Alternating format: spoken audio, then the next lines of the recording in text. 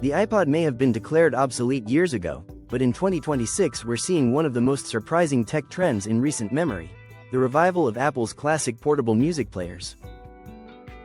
Though Apple officially discontinued the iPod line in 2022, interest in devices like the iPod Classic and Nano has spiked once again, drawing attention from tech enthusiasts, digital minimalists, and entire new generations of users alike. What's driving this resurgence isn't a nostalgia fad alone.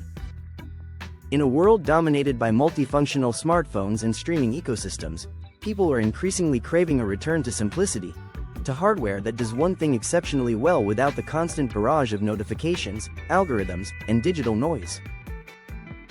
The iPod's singular focus on music, with no social apps or addictive feeds, stands in stark contrast to today's always-connected devices.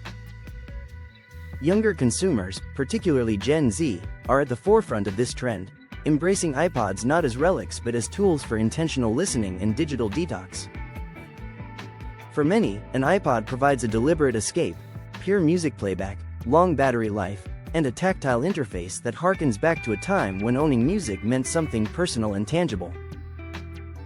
It's part of a broader cultural shift toward what some experts call friction maxing, favoring hands-on experiences and offline moments over algorithm-driven convenience.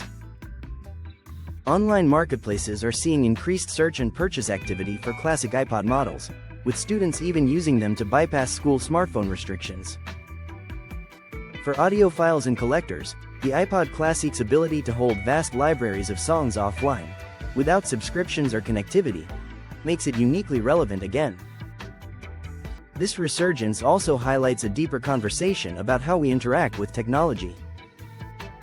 For professionals working in digital well-being, education, and tech culture, the iPod's comeback offers insight into a growing desire for devices that serve a purpose without distraction.